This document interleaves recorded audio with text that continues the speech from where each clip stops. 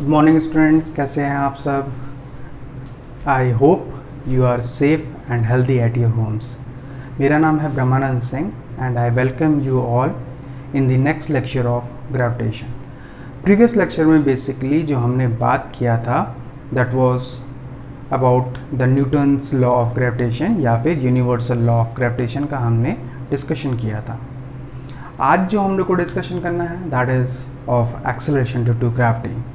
तो आज का जो हमारा टॉपिक है उसको स्टार्ट करने से पहले आपके सामने ये दो प्रॉब्लम्स हैं। इस प्रॉब्लम में बेसिकली हमारे पास एक ऑब्जेक्ट है, an object which is of mass 1 kg। जो उसका मास दिया हुआ है दैट इज़ ऑफ 1 kg, और उसको फर्स्ट प्रॉब्लम में जो हम लोग प्लेस कर रहे हैं we are placing it on the earth surface. In the second case we are placing it on the surface of moon. तो दोनों ही केसेस में हम लोग को फोर्स ऑफ अट्रैक्शन निकालना है। तो आप लोग एक स्क्रीनशॉट ले लीजिए या फिर आप लोग 1 मिनट वीडियो को पॉज कर सकते हैं and try to solve it. मैं इसको सॉल्व करने जा रहा हूँ। तो हमारे पास यहाँ पे जो प्रॉब्लम नंबर 1 है उसमें हमारे पास जो फोर्स ऑफ अट्रैक्शन होगा, हम लोग क्या कर रहे हैं कि we are placing, let us consider this is to be the earth, और इसका रेडियस जो है दैट इज़ आर। वहीं पे जो ऑब्जेक्ट प्लेस हुआ है हमारे पास उसका जो latest radius this is small R. तो जो हमारे पास एक्चुअल डिस्टेंस होगी between the earth surface and the object that is equals to R plus are.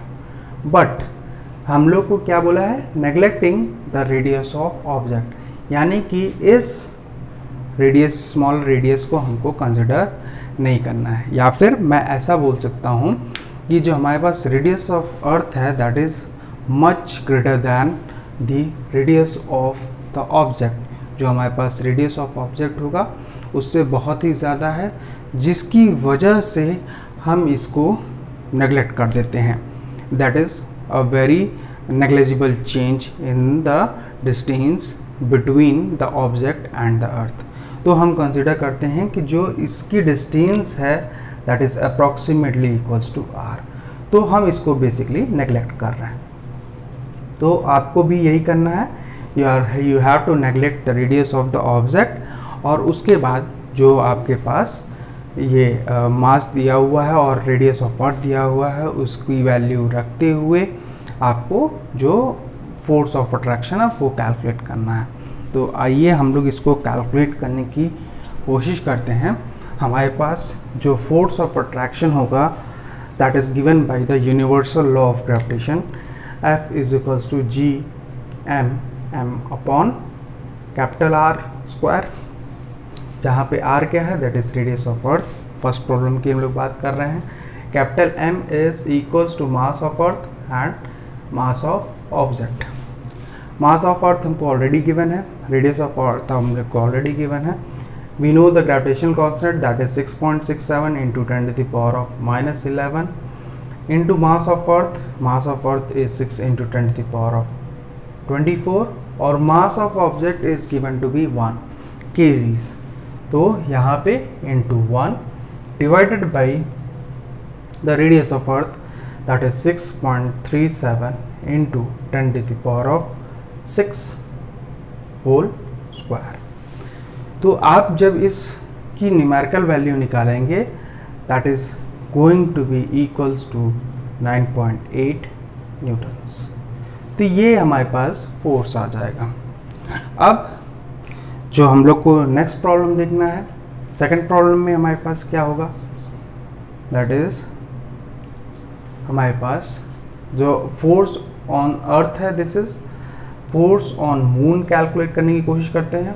That is again going to be g into mass of moon into mass of object divided by radius of moon whole square.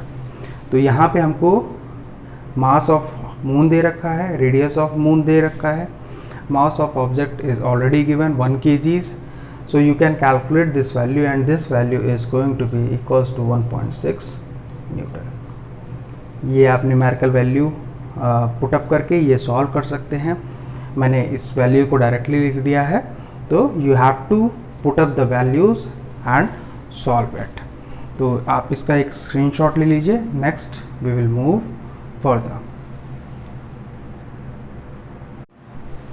अभी हमने देखा कि हमारे पास जो force of attraction on the earth surface है that is approximately equals to 9.8 newtons, और जो force of attraction on the surface of moon is that is equals to 1.6 Newton.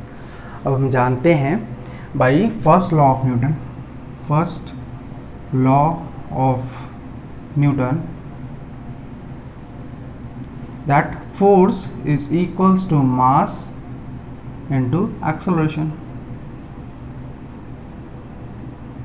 Force is equals to mass into acceleration. तो यहाँ पे अगर मैं बात करूँ on first case Fe is going to be mass of object small m into acceleration on earth surface AE, और वहीं पे सेकंड केस में मैं बात करूं तो force on moon surface is going to be mass into acceleration on surface of moon.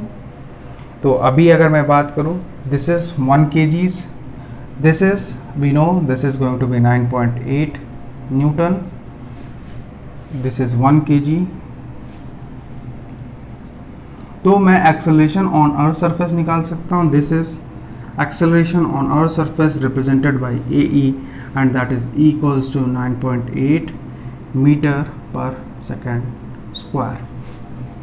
वहीं पे अगर मैं बात करूं कि जो हमारे पास फोर्स है that is 1.6 Newton, mass again 1 kgs, और acceleration on moon, this implies acceleration on moon, surface of moon is going to be 1.6 into 10 to the power of 1.6 metre per second square. तो यहाँ से मैं consider कर सकता हूँ, देखिए हमारे पास क्या आएगा, acceleration on a surface is going to be equals to 6 times the acceleration on the surface of moon. या फिर मैं इसी को क्या लिख सकता हूँ, acceleration on moon is going to be 1/6 times of acceleration on the earth surface. ये दोनों ही स्टेटमेंट आप लोग नोट डाउन कर सकते हैं या फिर आप लोग एक स्क्रीनशॉट ले लीजिए, then we will discuss the further points. अभी जो हमने न्यूमेरिकल देखा, आइए उसके कंक्लूजन से देखते हैं। जो फर्स्ट प्रॉब्लम था उसमें हमने देखा कि the earth attracts the body of mass 1 kg, जो हमारे पास 1 kg मास था उसको अट्रैक्ट कर रही है by a force of 9.8 Newton's.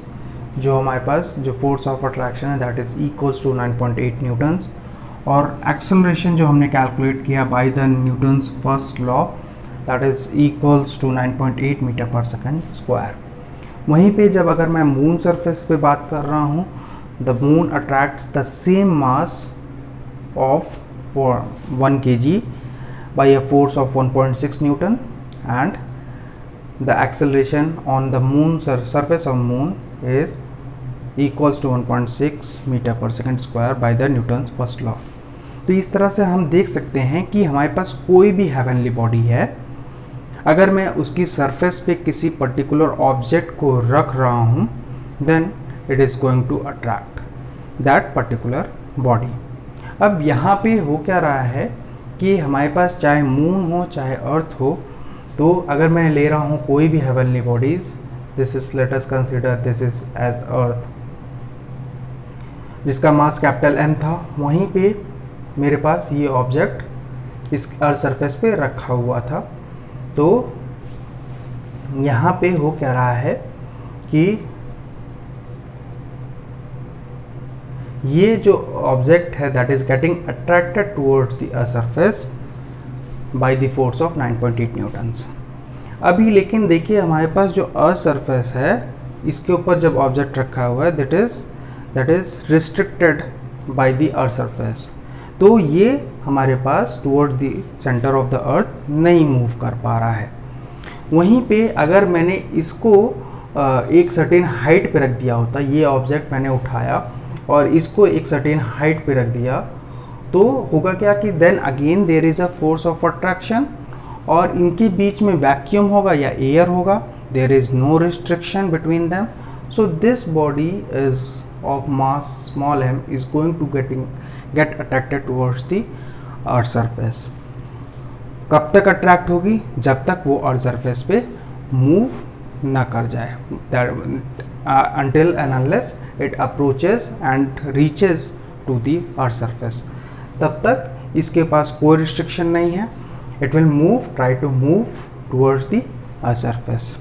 अब हो क्या रहा है यहाँ पे, बेसिकली जो हमारे पास मास ऑफ स्मॉल m है that is a very small mass, लेकिन वहीं पे जो हमारे पास अर्थ है उसका जो मास है that is very large.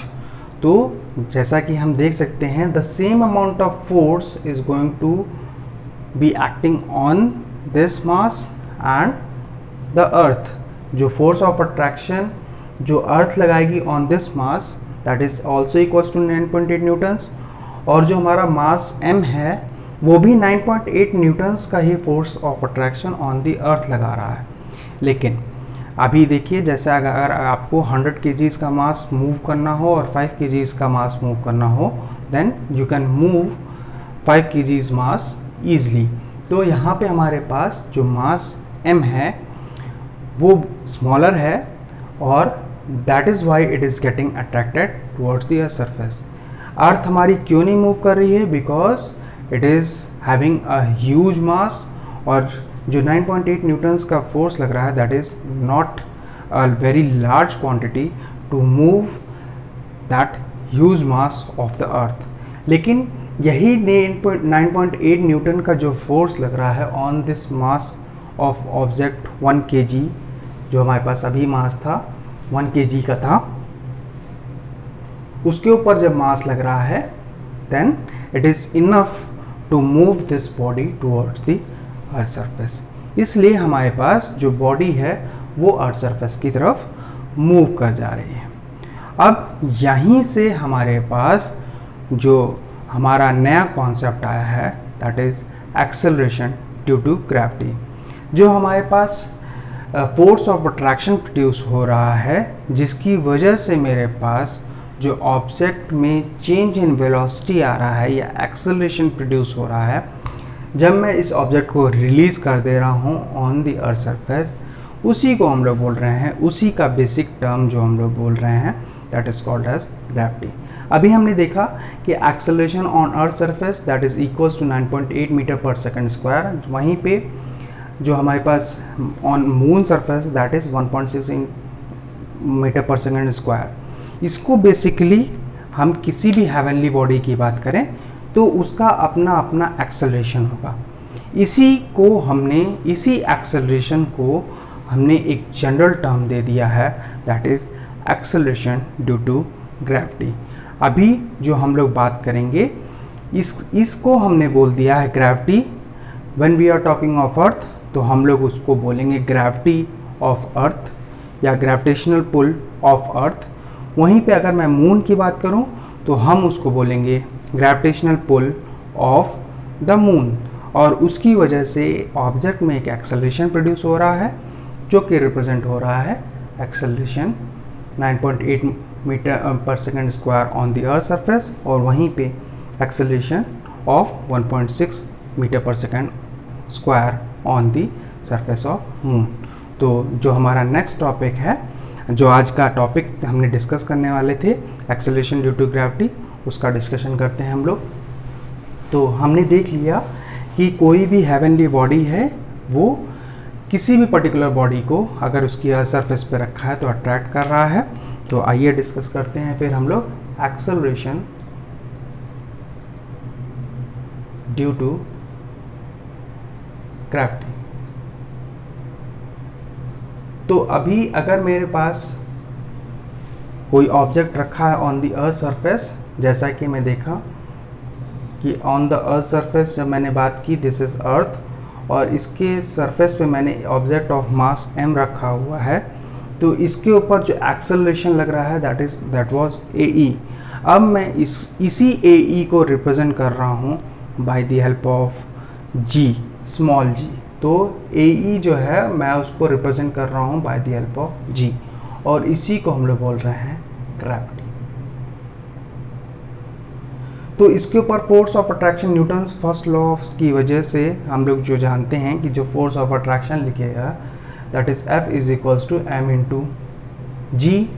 The force of attraction is going to be mass into acceleration, और यही AE को मैंने लिखा है this is equals to gravity या फिर G, और हम उसको रिप्लेस कर दे रहे हैं। अभी हमने इससे प्रीवियस प्रॉब्लम में वही काम किया था, हमने AE कैलकुलेट किया था, तो अब उसकी जगह पे मैं G यूज़ कर रहा हूँ। तो और यही same force by the Newton's law of gravitation is equals to G m upon capital R square. तो ये हमारे पास first equation, this is going to be the second equation. और जब हम लोग इक्वेट करेंगे, इक्वेटिंग इक्वेशन 1 एंड 2, जो हमारे पास ग्रेविटी आ जाएगी, G is dependent upon the mass of the earth and the radius of the earth. Similarly हम लोग यहाँ GE की बात कर रहे हैं। अगर मैं बात करूँ GM की, mass gravity on gravitational pull या gravity on the surface of moon, तो हम उसको रिप्रेजेंट करेंगे GM से, and that is again going to dependent upon the universal gravitational constant, the mass of moon and the radius of moon. अभी यहाँ पे क्या आएगा, that is going to be mass of earth and radius of earth. तो यहाँ पे हमारे पास है mass of earth, this is radius of अर्थ। लेकिन जब मून की बात करेंगे तो यहाँ पे क्या हो जाएगा, मास ऑफ मून, और यहाँ पे हो जाएगा रेडियस ऑफ मून। तो इस तरह से हम लोग देख सकते हैं कि ईच एंड इंडिपेंडेंट जो हमारे पास हेवनली बॉडी है that is going to attract every body on its surface by a certain force of attraction, और उसी को हम लोग बोल रहे हैं ग्रेविटी। उस फोर्स ऑफ अट्रैक्शन की वजह से एक एक्सेलरेशन प्रोड्यूस होगा उस किसी भी पर्टिकुलर ऑब्जेक्ट में, और उसी को हम लोग बोल रहे हैं एक्सेलरेशन ड्यू टू ग्रेविटी।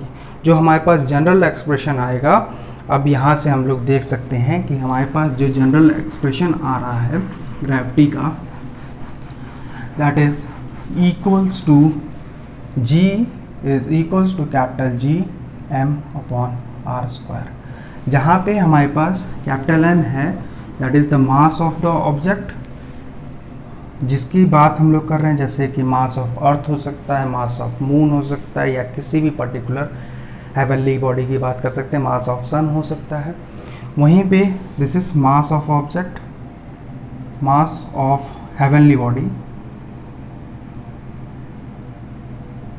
वहीं पे R इज द रेडियस, जैसे कि हमने बात की कि रेडियस ऑफ अर्थ की हम लोग बात कर रहे हैं, this is going to be R। E earth की बात कर रहे हैं, वहीं पे अगर मैं मून की बात करूंगा तो दिस विल बिकम RM। तो द ग्रेविटेशनल या gravity is dependent upon the universal gravitational constant, the mass of object and the radius of object. तो इस तरह से हम किसी भी पर्टिकुलर ऑब्जेक्ट के लिए किसी भी पर्टिकुलर हेवनली बॉडी के लिए ग्रेविटी कैलकुलेट कर सकते हैं। आइए हम लोग कैलकुलेट करते हैं। GE we have already calculated, but by using this we can calculate 6.67 into 10 to the power of -11 into mass of earth is 6 into 10 to the power of 24 divided by 6.37 into 10 to the power of 6 whole square. So this is going to be 9.8 metre per second square, जो कि हम already calculate कर चुके हैं, और जिसको हमने term बोला था AE, acceleration due to gravity. वहीं पे जब हम GM कैलकुलेट करेंगे, ग्रेविटेशनल पुल या acceleration due to gravity on the surface of moon, so that is going to be again हम ये कैलकुलेट कर चुके हैं, that is going to be 1.6 metre per second square.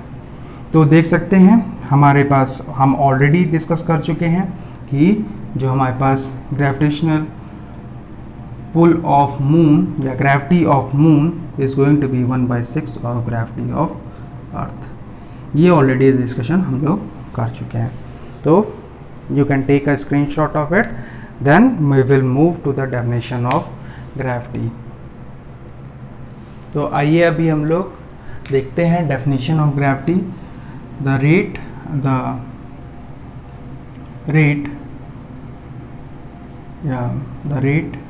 at which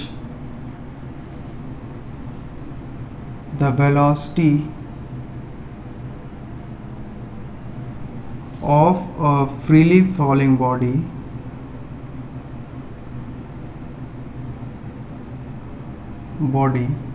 increases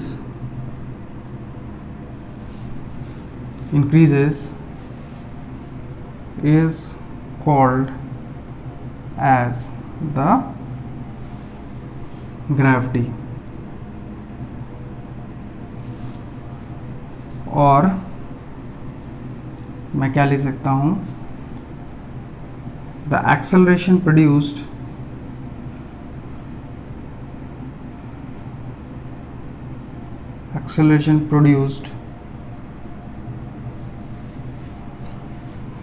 on a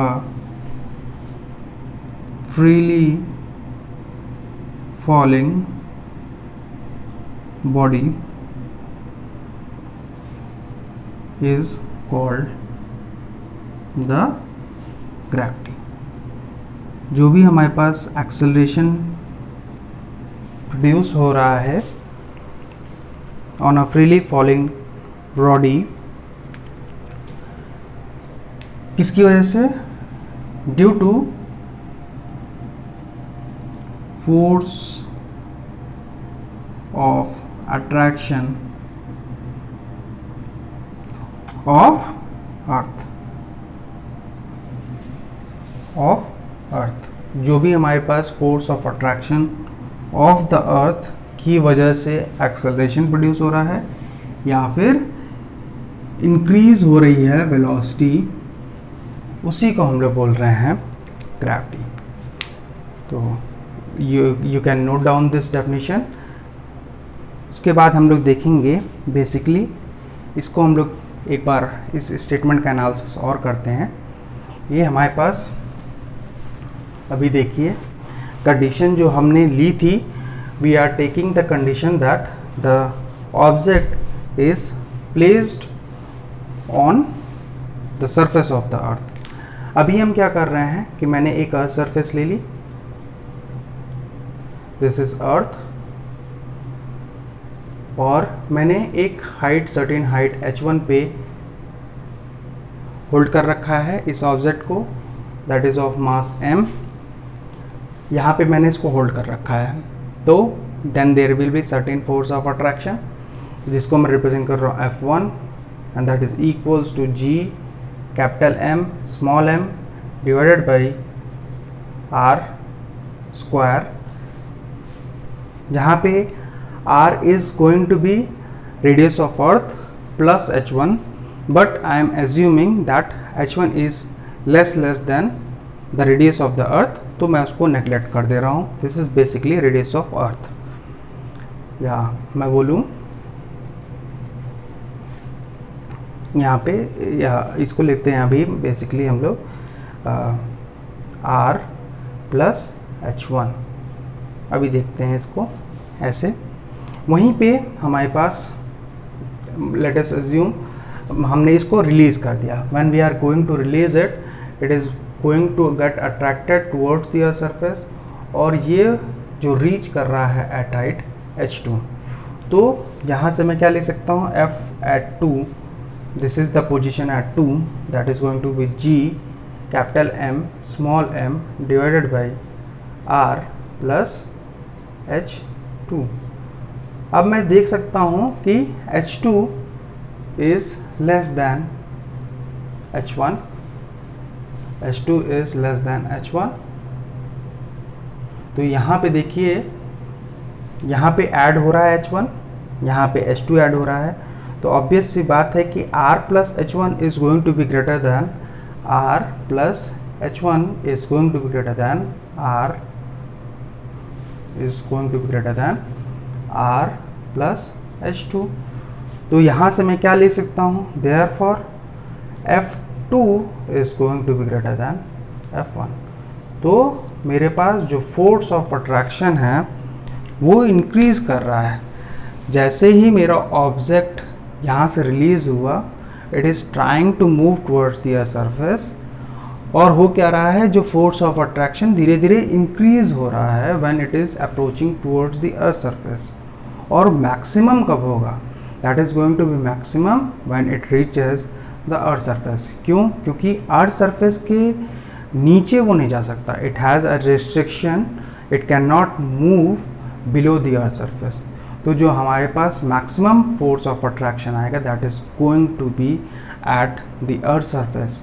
और जैसे जैसे मैं ऊपर की तरफ मूव करूँगा तो मेरा फोर्स ऑफ अट्रैक्शन डिक्रीज़ होगा, क्योंकि मेरे पास हाइट इंक्रीज़ हो रही है। देखिए यहाँ पे h1 is going to be greater than h2, और वहीं पे जो हमारे पास r प्लस h1 है वो ग्रेटर दैन होगा r प्लस h2।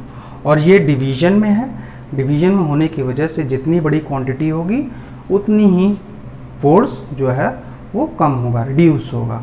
वहीं पे अगर मेरे पास हाइट लेस होगी तो मेरे पास फोर्स ऑफ अट्रैक्शन ज़्यादा होगा। तो इसको हम लोग कंक्लूजन में लिख लेते हैं। आइए कि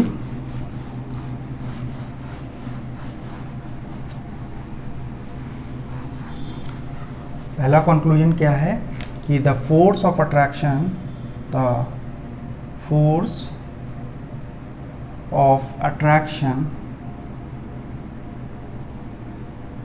on the earth surface